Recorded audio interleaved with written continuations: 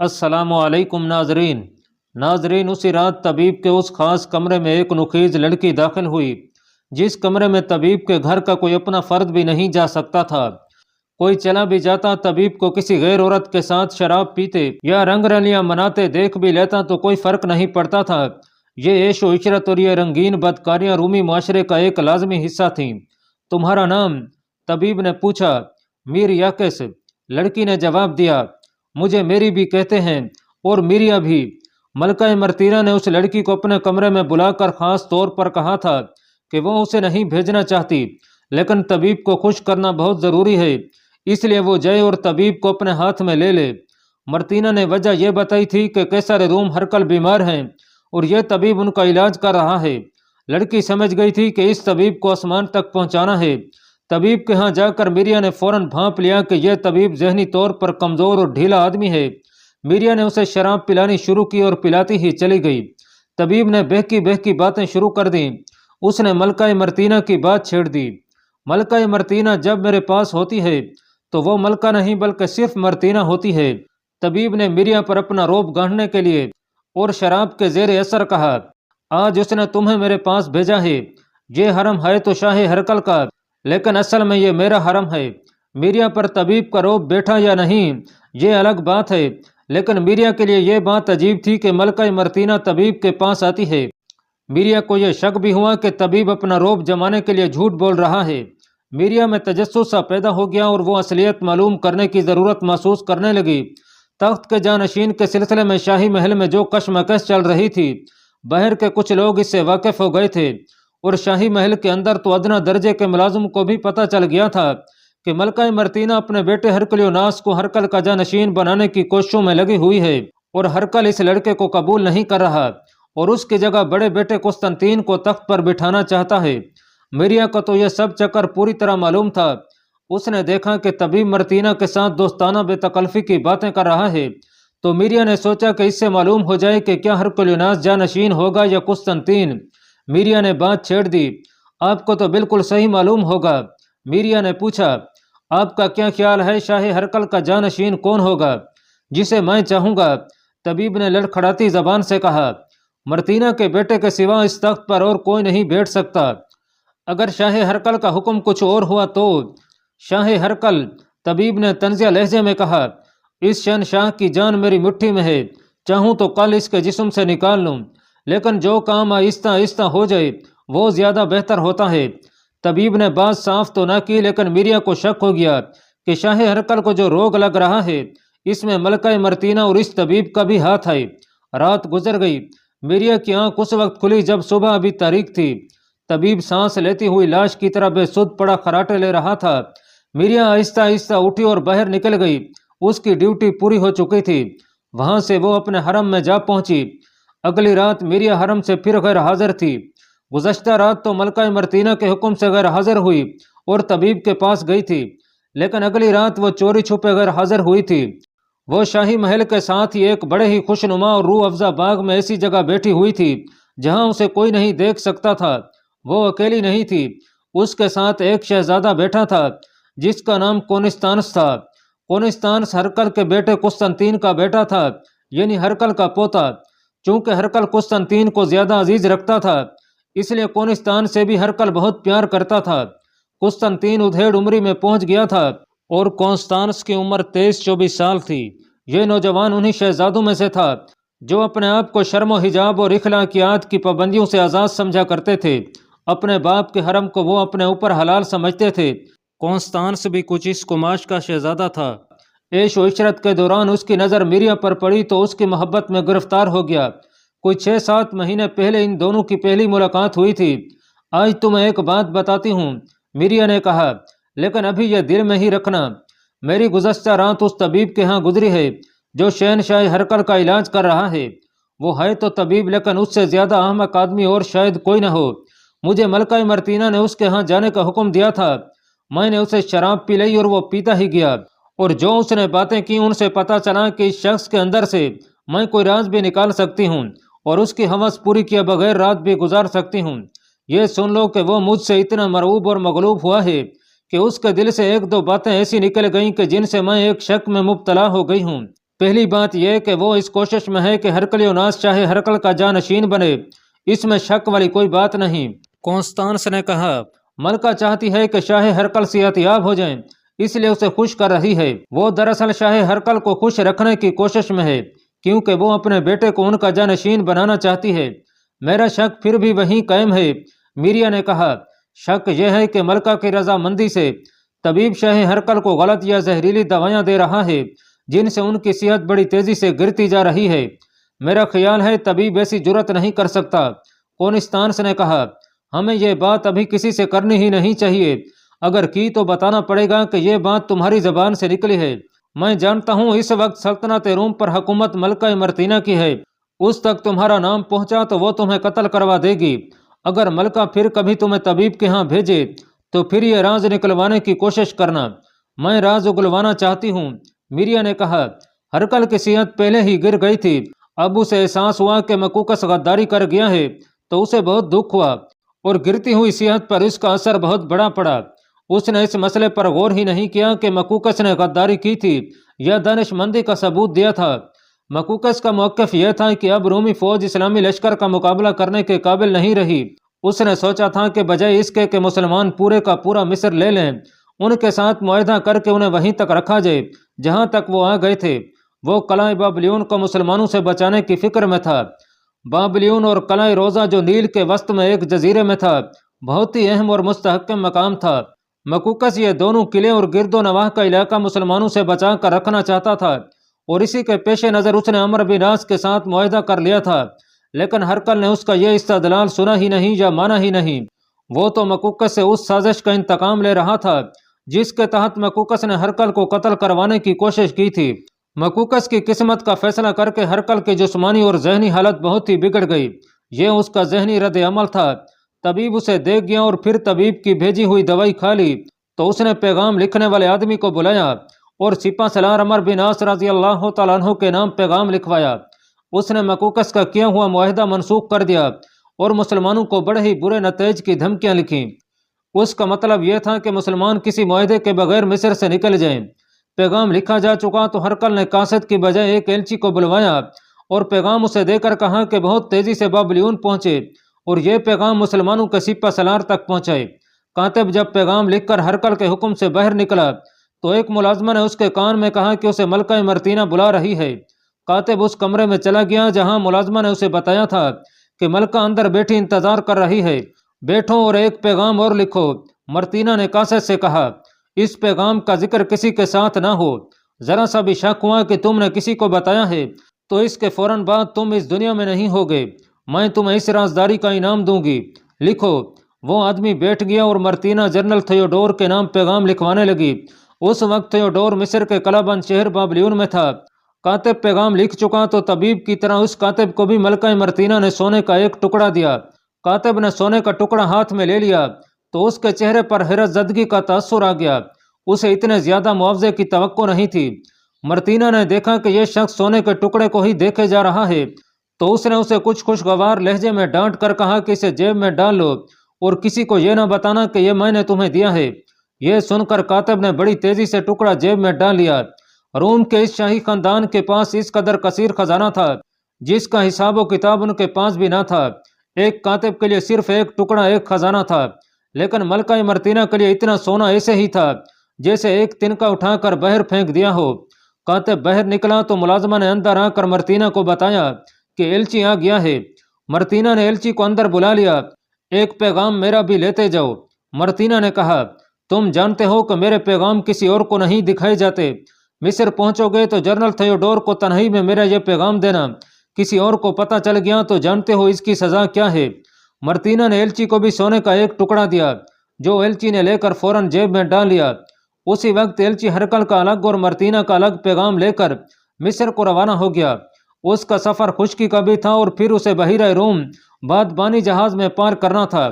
ناظرین، سپہ سالار عمرو بن عاص کے نام ہرکل کا یہ پیغام دسمبر 640 عیسوی کے ابتدائی دنوں میں بزنطیہ سے چلا ہوگا۔ یہ دسمبر کے آخری ہفتے کے وسط میں منزل پر پہنچا۔ مجاہدین کا لشکر بابلیون کا محاصرہ کیے ہوئے تھا، اس لیے سپہ سالار عمرو بن عاص اسے باہر ملے۔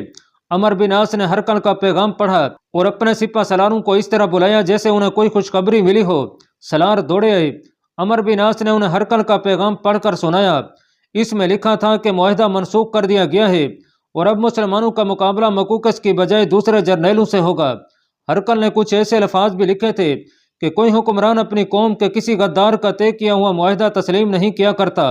ہرقل نے یہ بھی لکھا تھا کہ پیشتر اس کے کہ تمہاری ہڈیاں مصر کی مٹی میں مل جائیں، تم زندہ و سلامت مصر سے نکل جاؤ، بابلیون کو فتح کرنا تمہارے بس کی بات نہیں۔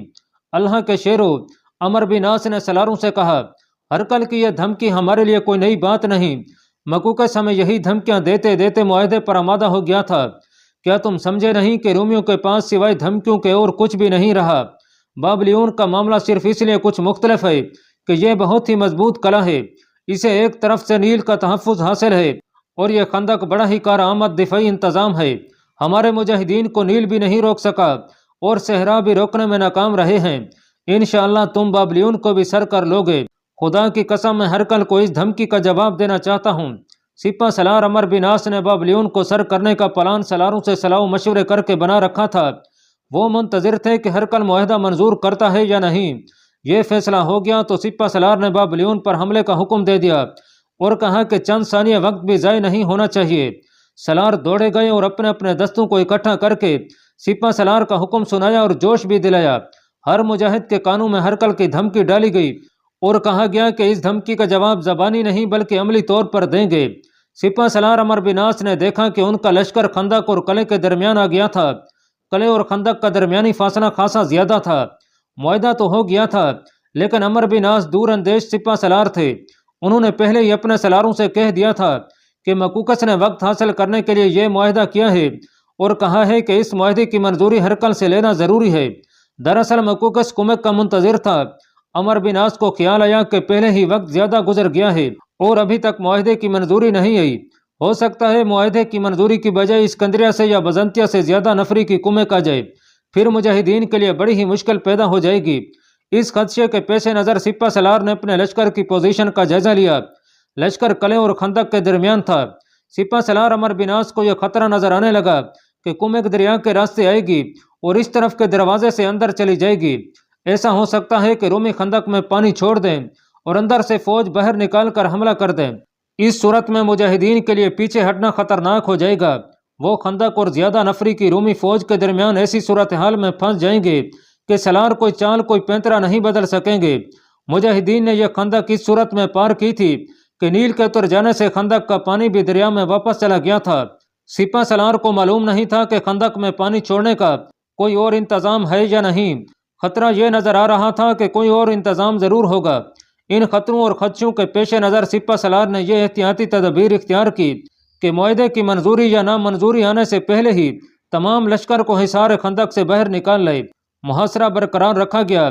سپہ سالار نے سالاروں سے کہہ دیا تھا کہ خندق کسی اور طریقے سے عبور کر لیں گے۔ قلعہ بند رومیوں نے جب دیکھا کہ مسلمان پھر خندق میں سے گزر کر پیچھے چلے گئے ہیں تو ان کے جرنیلوں نے ایک اور چال چلی۔ وہ فوج کو تو باہر نہ لائے، یوں کیا کہ منجیقیں باہر لے آئی اور شہر کے چاروں طرف نصب کر لیں۔ ان کے ساتھ تیر اندازوں کی ایک فوج باہر آ گئی جسے آگے بڑھ کر حملہ نہیں کرنا تھا بلکہ ایک مقام پر رک کر مجاہدین کے لشکر پر تیر پھینکنے تھے۔ رومیوں کو ایک سہولت یہ حاصل تھی کہ خندق اور قلعے کے درمیان پھلوں کے باغات تھے اور پھلوں کے درخت جھنڈ در جھنڈ چاروں طرف پھیلے ہوئے تھے۔ یہ درخت خاصے گھنے تھے۔ رومی تیر انداز ان درختوں پر چڑھ گئے اور مجاہدین کے لشکر پر تیر پھینکنے لگے، ساتھ ہی منجیقوں سے پتھر آنے لگے۔ مسلمانوں کے پاس بھی منجیقیں تھیں اور تیر دور پھینکنے والی کمانیں بھی۔ انہوں نے منجیقوں کی سنگ باری کا جواب سنگ باری سے دینا شروع کر دیا اور تیروں کے جواب میں بے تحاشا تیر اندازی کی، لیکن رومی تیر انداز چونکہ درختوں پر چڑھ گئے تھے اس لیے نظر نہیں آتے تھے۔ درختوں کی آڑ اور سہولت ملنے کی وجہ سے رومی زیادہ فائدہ حاصل کر رہے تھے۔ سپہ سالار نے اپنے لشکر کو تیروں سے بچانے کے لیے اور پیچھے ہٹا لیا۔ شام کے بعد جب رات تاریک ہو جاتی تھی تو صاف پتہ چلتا تھا کہ رومی خندق میں کچھ کر رہے ہیں۔ رات کو تیر اندازی رک جاتی تھی، پھر بھی کوئی مجاہد آگے نہیں جاتا تھا کہ ذرا سے شک پر رومی تیروں کی بوچھاڑیں پھینکنے لگیں گے۔ رومی اپنے آپ کو اس قدر آزاد اور محفوظ سمجھنے لگے تھے کہ انہوں نے دروازے کھول رکھے تھے۔ تیر انداز آزادی سے اندر آتے جاتے تھے۔ ایک تیر انداز دستہ دن بھر تیر اندازی کرتا اور شام کو اندر چلا جاتا اور اس کی جگہ تازہ دم دستہ آ جاتا تھا۔ سپہ سالار عمر بن عاص ہر طرف گھوڑا دوڑاتے پھرتے اور لڑائی کی صورتحال دیکھ کر ہدایات جاری کرتے تھے۔ جنوری 641 عیسوی کا مہینہ گزر گیا اور ماہ فروری کا آغاز ہوا۔ مجاہدین کا لشکر ابھی تک خندق سے باہر کچھ دور تھا۔ رومی خندق اور قلعے کے مستحکم دفاعی انتظام میں بالکل محفوظ اور خوش و خرم تھے۔ عمرو بن عاص نے لڑائی جاری رکھی۔ ان کی مجبوری یہ تھی کہ مجاہدین کی نفری رومیوں کے مقابلے میں اور بابلیون کے دفاعی انتظامات کو توڑنے کے لیے بہت ہی تھوڑی تھی۔ سپہ سالار کا دماغ بڑی تیزی سے کام کر رہا تھا، لیکن انہیں کوئی راستہ یلغار کے لیے نظر نہیں آ رہا تھا۔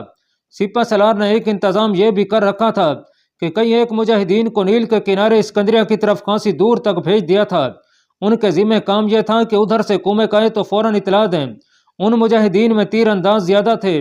ان کے لیے حکم یہ تھا کہ وہ بحری جہازوں اور کشتیوں پر جن میں کومک آ رہی ہوگی تیر پھینکیں اور ان کی رفتار سست کریں۔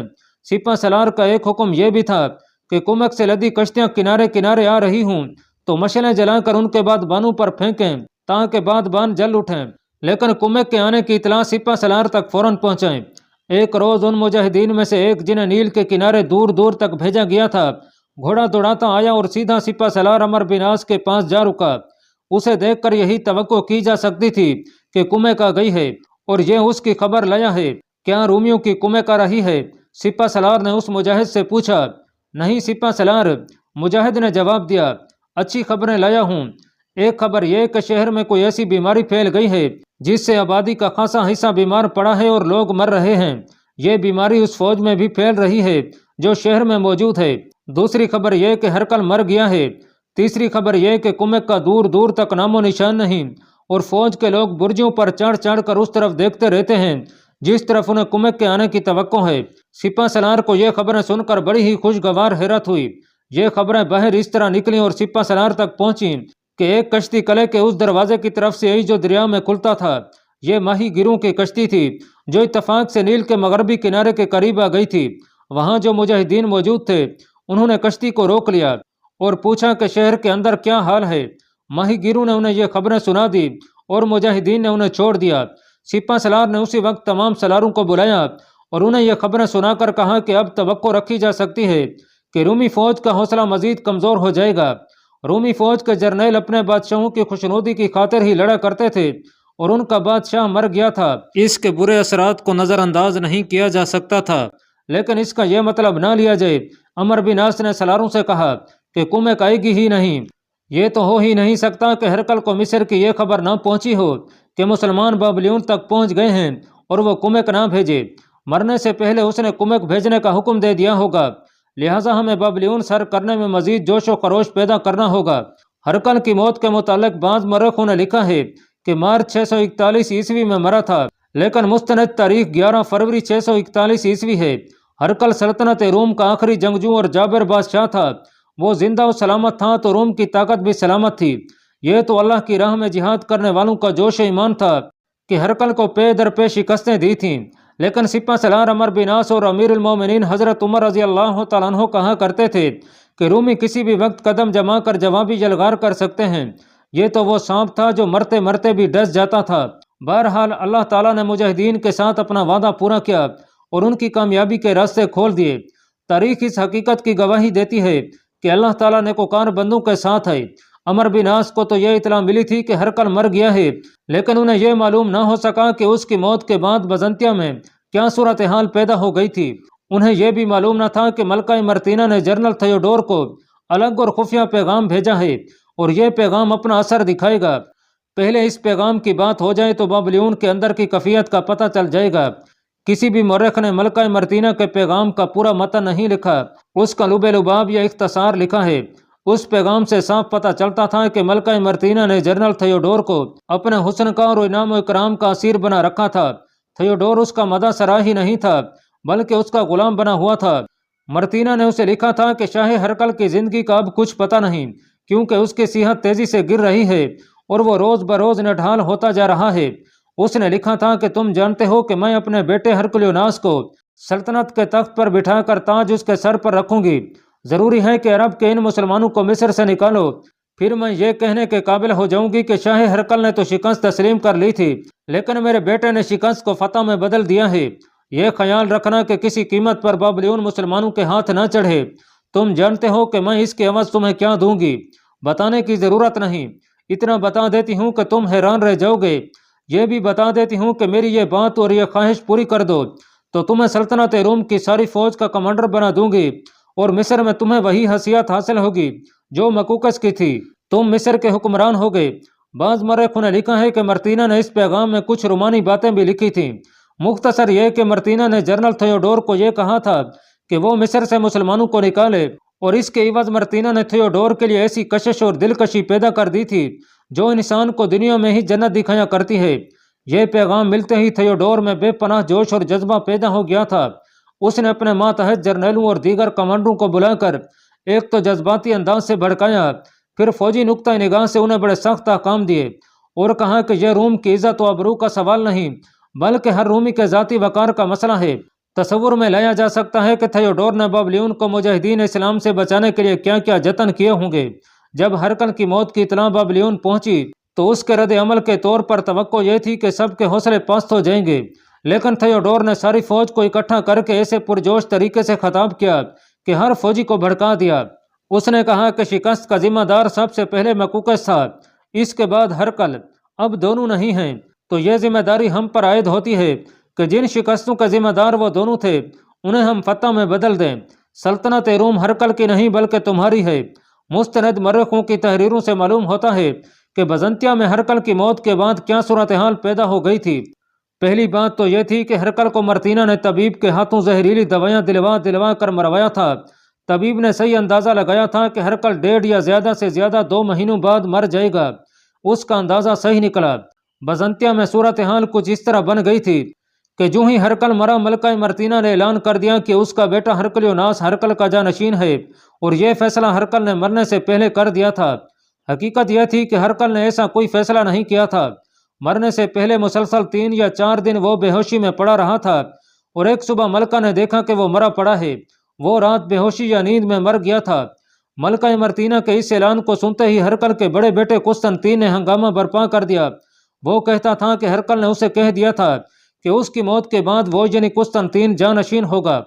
वो कहता था कि हरकलियोनास नो उम्र ना तजर्बाकार और सल्तनत रोम की भाग दौड़ संभालने के लिए बिल्कुल ही नाअहल है। इस सूरत हाल में जब मुसलमानों ने रोमियों को शाम से धकेल कर बाहर निकाला है और मिस्र के इतने बड़े हिस्से पर काबिज हो गए हैं, कोई ऐसा हुक्मरान होना चाहिए जो फौजी अमूर की सूझबूझ ही नहीं बल्कि तजर्बा भी रखता हो और इंतजामी अमूर को भी संभाल सके। फौज के जर्नैल और शहरी इंतजामिया के हाकिम जानते थे कि हरकलियोनास को इस सूरत हाल में तख्त पर बिठाना बहुत ही बड़ी और बड़ी ही खतरनाक गलती है। इसके लिए कुस्तनतीन ही मौजू था, लेकिन यह जर्नैल और इंतजामिया के छोटे बड़े हाकिम 2 हिस्सों में बटे हुए थे। अल्लाह पाक कमी बेशी माफ़ फरमाए। अल्लाह आपका हामी और नासिर हो, आमीन।